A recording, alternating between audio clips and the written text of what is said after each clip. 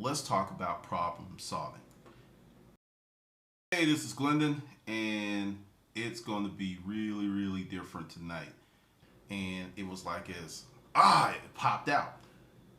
One of the biggest predicators of me buying a unit was how many problems would it solve.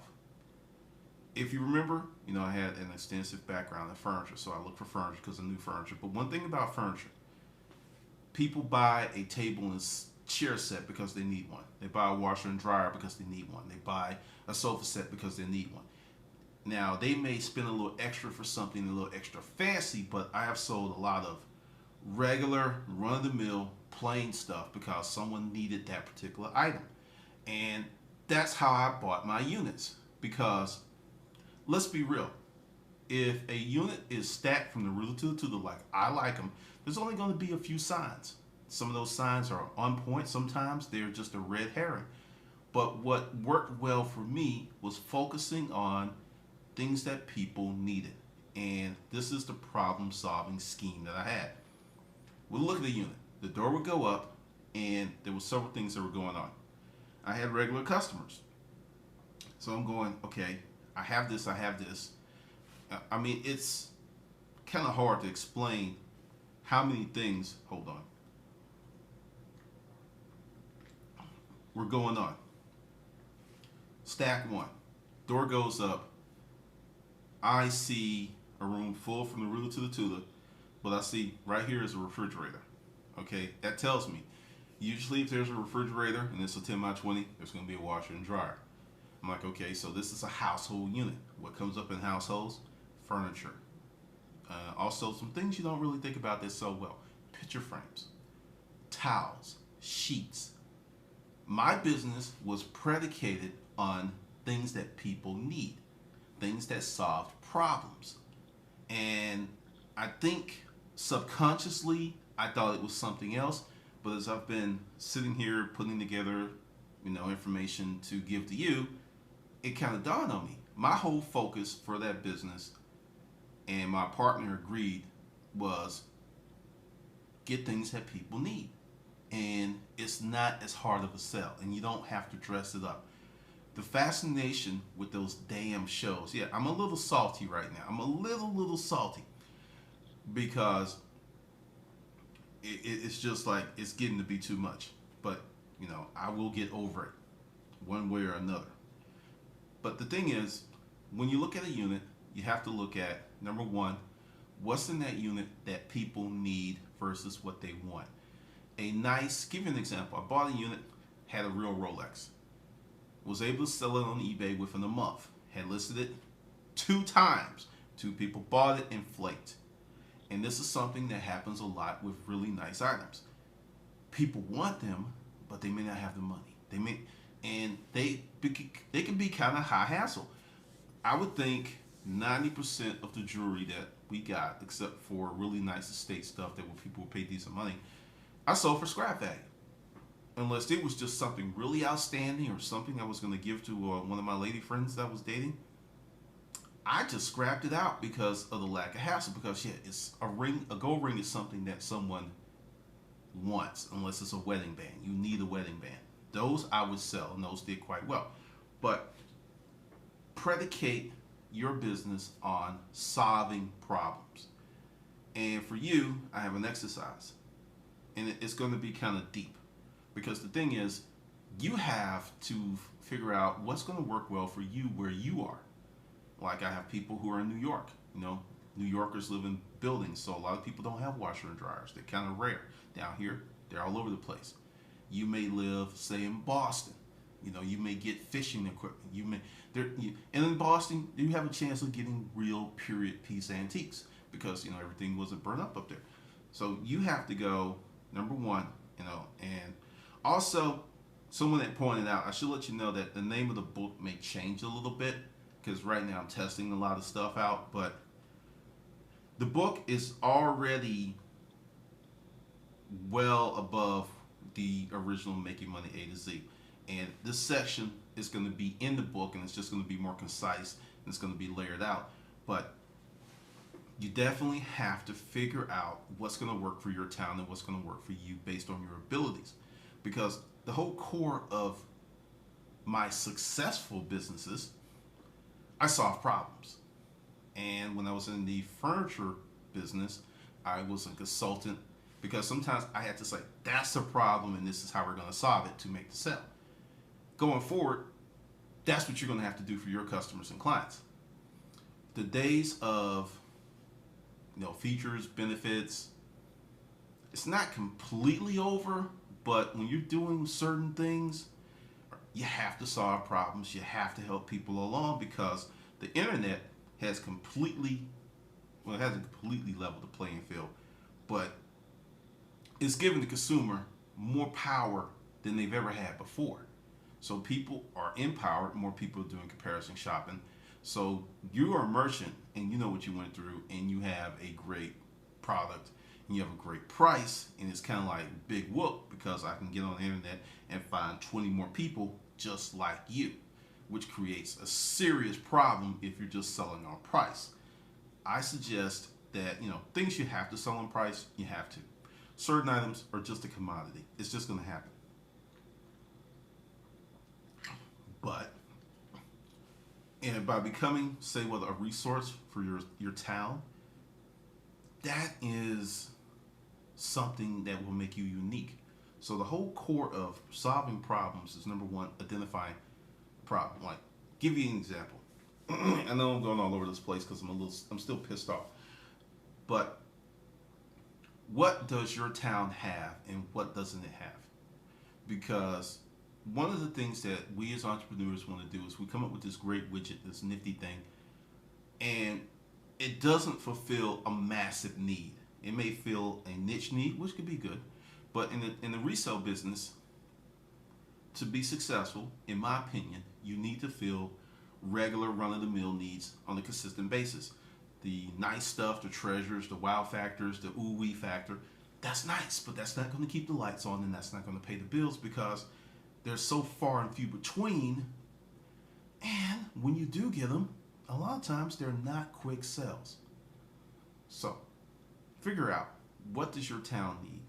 2, figure out how can you solve problems in your own business, because the number one problem with buying storage auctions units is the logistics and the storage.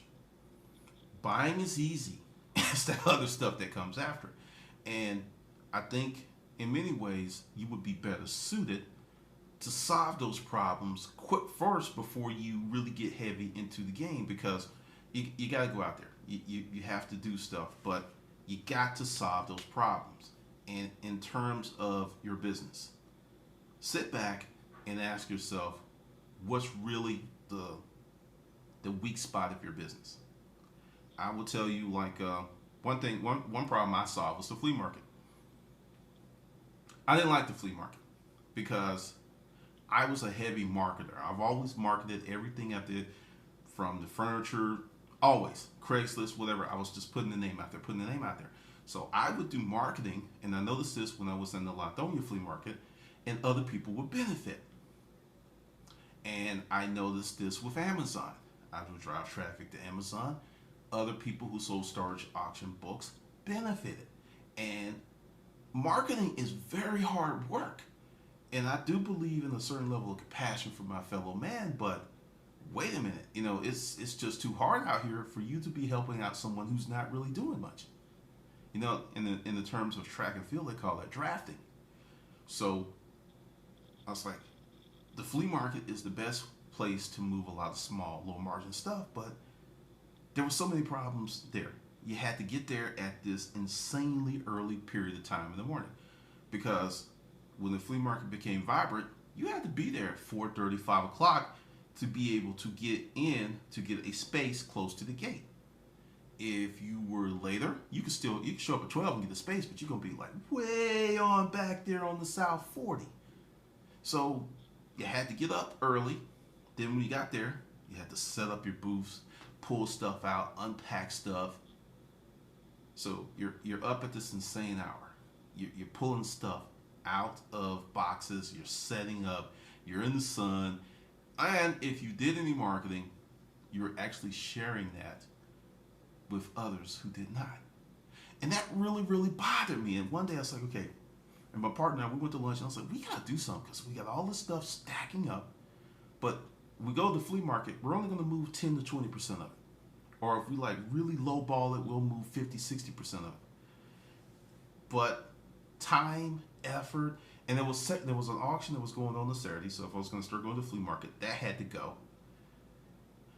And I was just like, how did we do this? How did we do this? And then, bam, create your own flea market. Before we moved everything to the warehouse, we used to, and once again, this is on, if you do this, realize you're probably going against all code enforcement.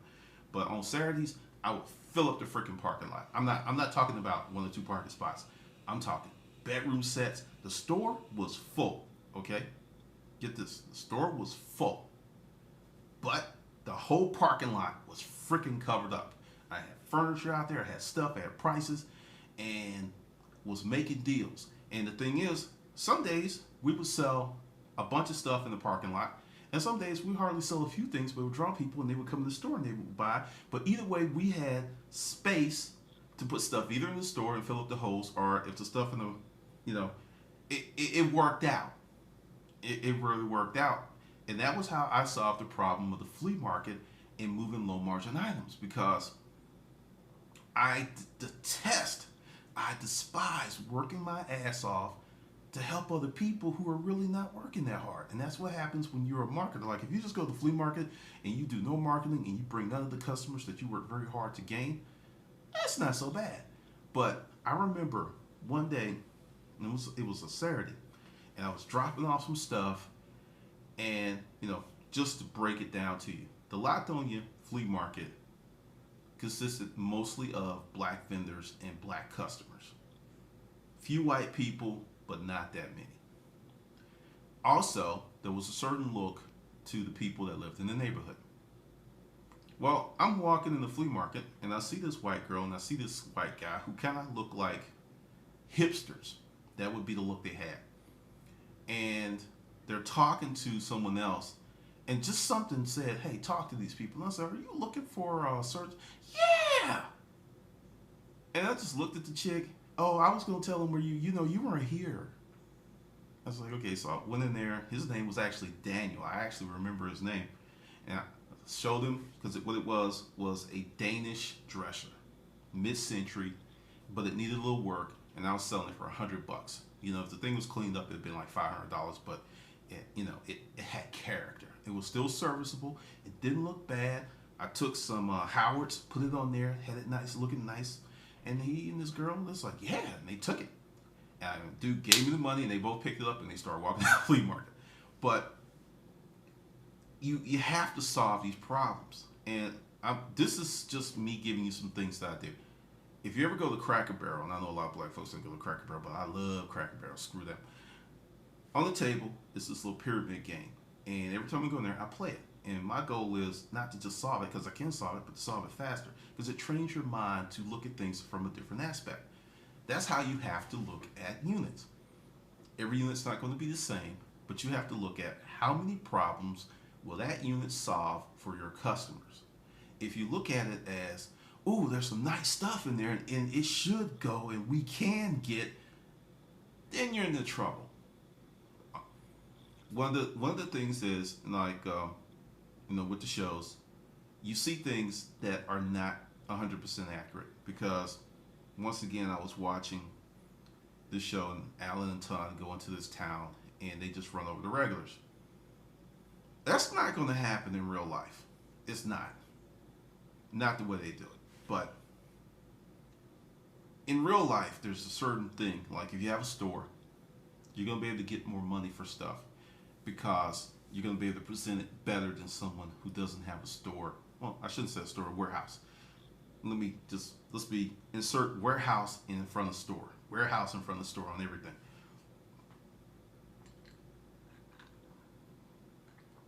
You have a warehouse, you have everything set up, you take great pictures, and you can present better than someone who doesn't have that capability. But trying to think of a unit and give you a clear example of how it solved problems. I'm gonna have to go back. Here's this one. I bought this unit in Tucker. Open up the door. There's nothing but there's 1, 2, 3 mattresses, but there's 2 queen mattresses and 1 double-sided pillow top king mattress. Okay, that's 3 bedroom sets. They may be 3. There's at least 3 beds in there because you may have the mattresses because everyone doesn't buy the full dresser or the nightstand. But I saw that. Then in the corner, I saw bed rails. That's all I saw. And I was like, okay. In a unit like that, there was only a few of us. I kind of laid back in the cut to see who was interested in it because sometimes you can start bidding and raise interest on a unit that someone wasn't interested in because you didn't go, yeah, I'll give you $50. Yeah, $50! You do stuff like that.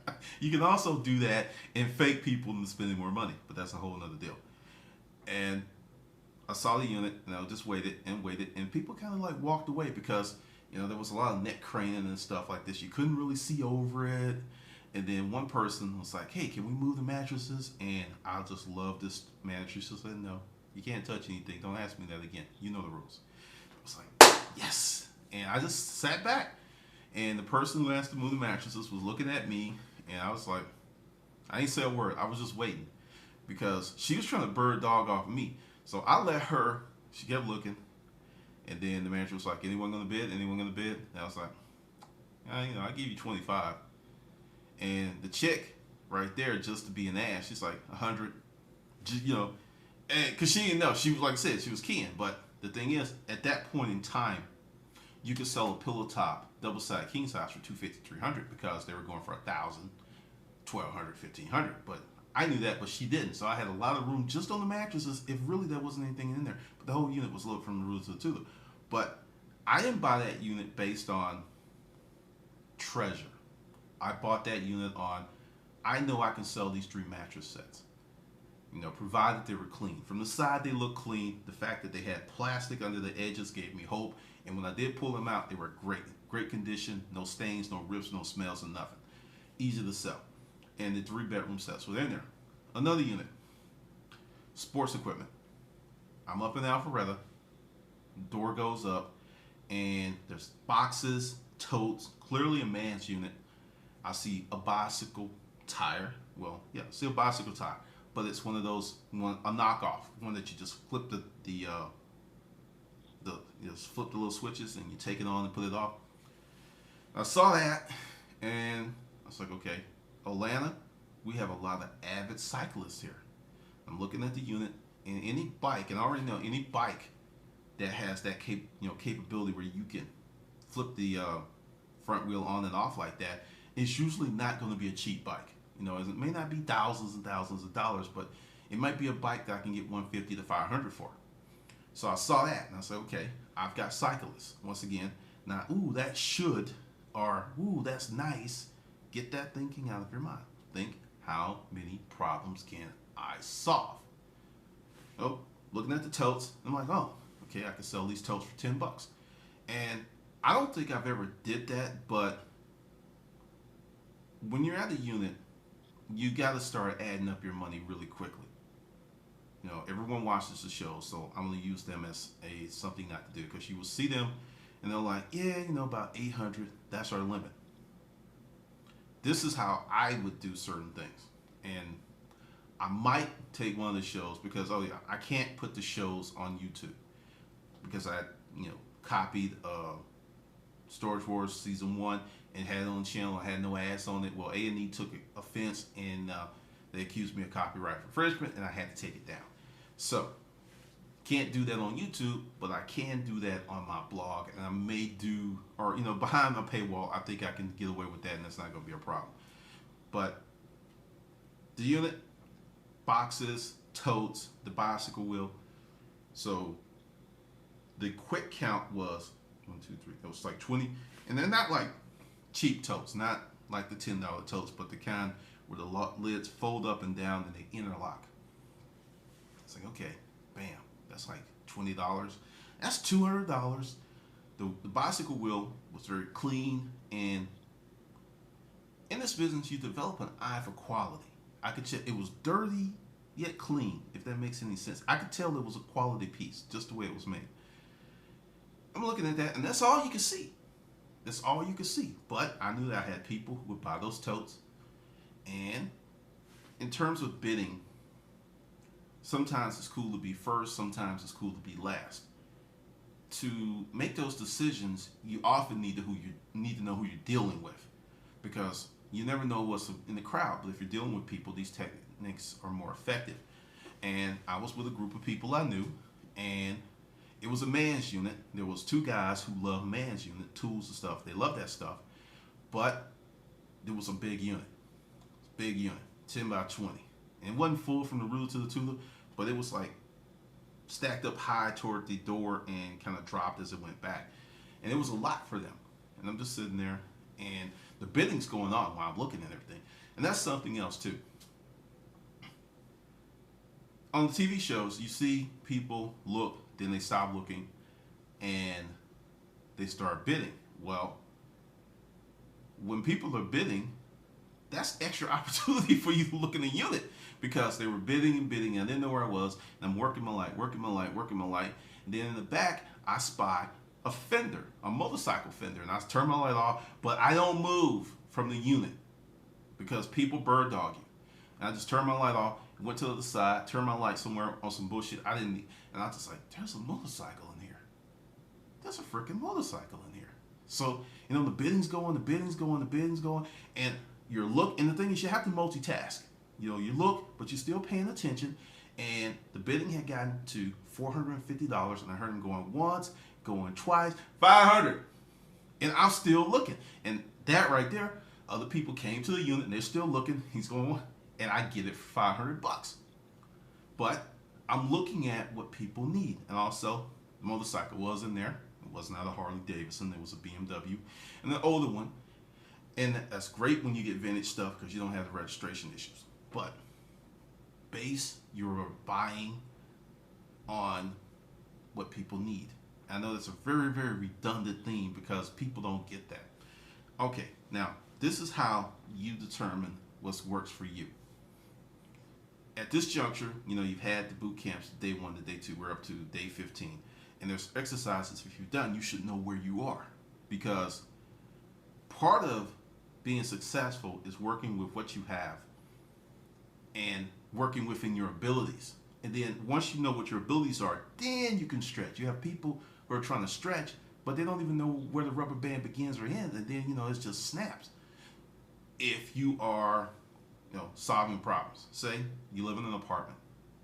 Say you don't have a truck. Okay? You got two critical problems there. Logistics and space. That's your big problem to solve. What are you going to do? If you want to get in the game, you're going to have some place to store. The last section was about alternative space of storage, and also said that this whole thing is geared toward people who want to do it full time, get a warehouse, be more involved than the average person. But this is how one of my students, and it took him 2 years. This was not an immediate thing. It was not an overnight thing.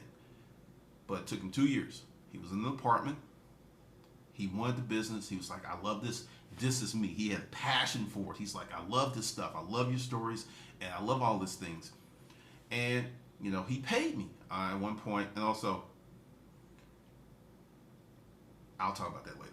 But, he paid me my per hour rate of $150 because he bought all the books, took boot camp. He said, look, 100, and I actually gave him more time than that. And we just kind of worked out with some stuff.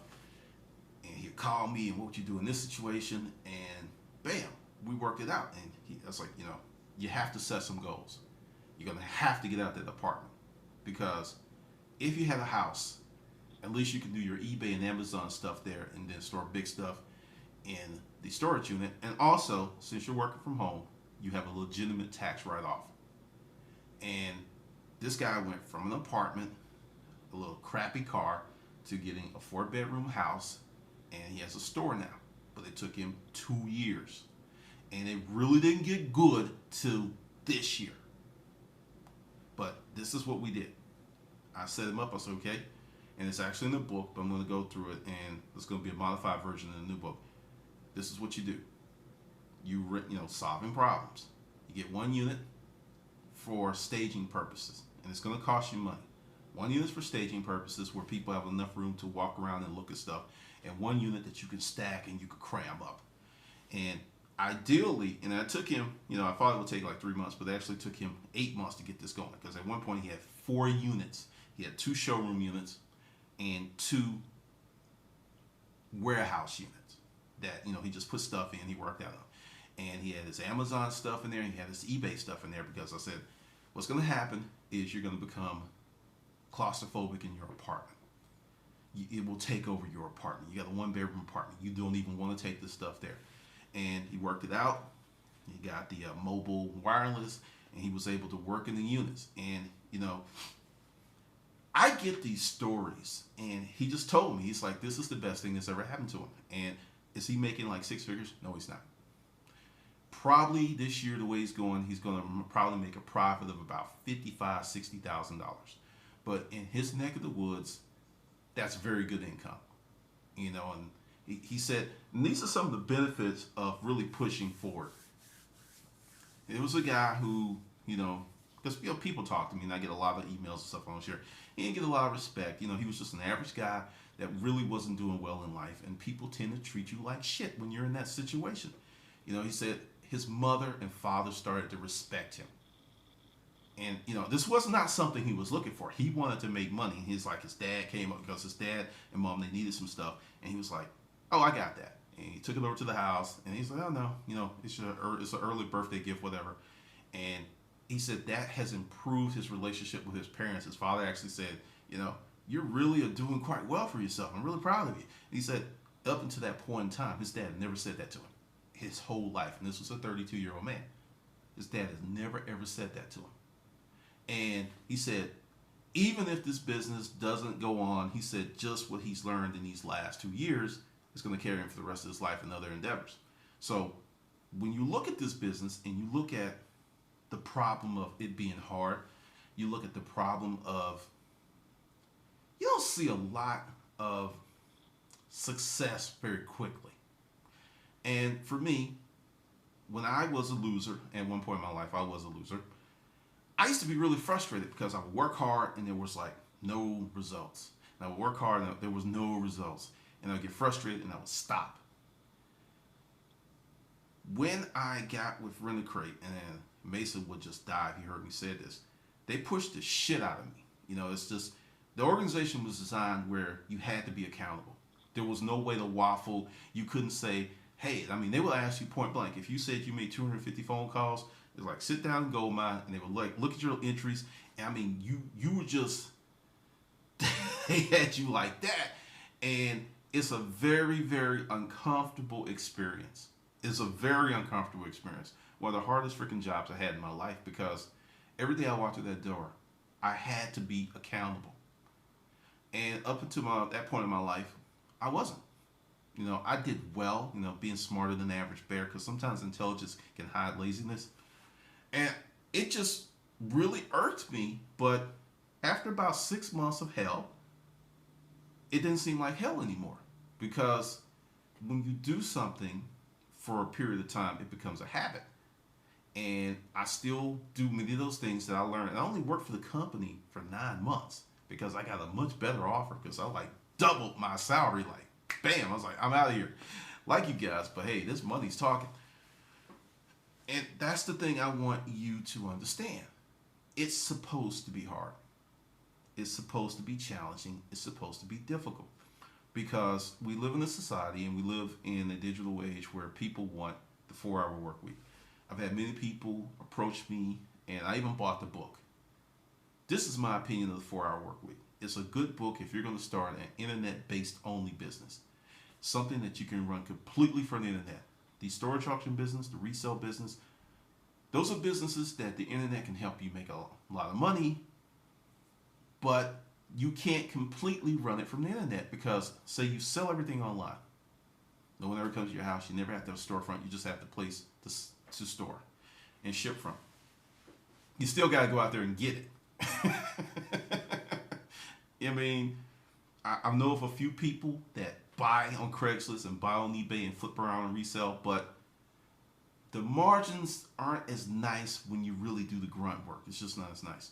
But essentially, what I'm trying to say is there's going to be a grooming period where it's going to be difficult, challenging, and a pain in the ass. And if you go through that period with some gusto and determination, you're going to come out much better off. Now, with solving problems, this is I think it's called the Ben Franklin close, but I call it my problem solving thing. And I kill trees. Take a sheet of paper, and also, I know we're used to doing everything on computers, but when you have to write something, your brain activates in a different manner than when you're typing and doing stuff online. It's totally different. It's weird because when I write a book and I'm looking at it in pages, I see it one way, but when I turn it into like a Mobi file or EPUB file and then move it to my iPad and look at it, it's totally different.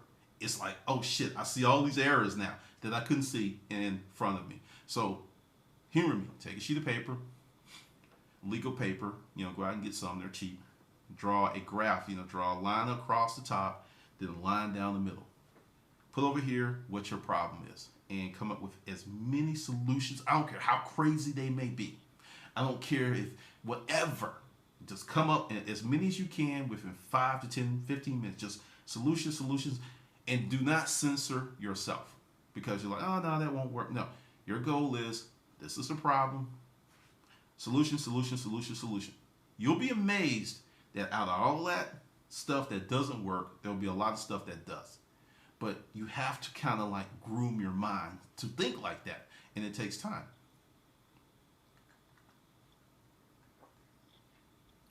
Now that's going to be your exercise.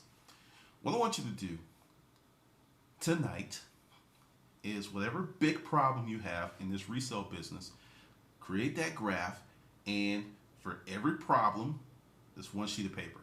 This is the problem. Solution. Problem, then flip the page over, problem, solution. Just do that and just work out some scenarios. Excuse me. Give you an example of how I use that method to help me with my online business. The blog came back, but for many months I ignored it. I didn't keep it up because I essentially used my blog as a landing page to sell books. And the reason was I had to make a decision on my personal resources of time. SEO is like that Target that does this. Bam! The day it just keeps moving. They keep changing it. What works this month doesn't work a few months later. It used to be what worked last year doesn't work this year. And it keeps changing and it keeps changing. And it's maddening. Because if you got stuff like, okay, I went ahead and did this, then I realized something. And, with my competition, there wasn't that many people selling storage auction products. It really wasn't. At one point it was just like, bam! Then it kind of narrowed down to just a few. And I looked at where they were, and, many of them were well ahead of me in SEO and black hat search engine techniques, which I'm glad I didn't employ. I never bought any link. I never did any link building. I never bought any followers or any of that stuff because at some point it bites you in the ass. So all my stuff's been built organically, but I could not fight these guys because they knew more than I did. So it's like, okay, so I can sit here and try to get my black belt in SEO real quick while ignoring other stuff because it's time consuming, or I can use what I have. So I did that. It's like, problem. How do I grow my business in this internet madness? And went back and I was like, and I was like, okay, YouTube, SEO, pay a company. Then I went back later on, it's like YouTube, and I went in the dashboard, and like I said, they give you all this information, and I found out that my YouTube channel had 8 times as much traffic as my blog, even on its best, during its best days. And I said, so, bam, straight to YouTube, putting links, leading the blogs, and for a period of time, I actually sold more books and stuff than I ever did before. Then that kind of like slowed down because this market's maturing. But that's how I solved that problem, because you have to find out what works for you, because people are looking for cookie cutter Bam, instant solutions, which may work for a short period of time, but mark my words, at some point you're going to have to find another solution and another solution. So if you orient your business in a sales and solution finding philosophy, you're going to be much better off because you'll be used to coming up with solutions and doing things versus always being a step or two behind. Now the focus of the blog has changed and I'm going more with business, personal development stuff.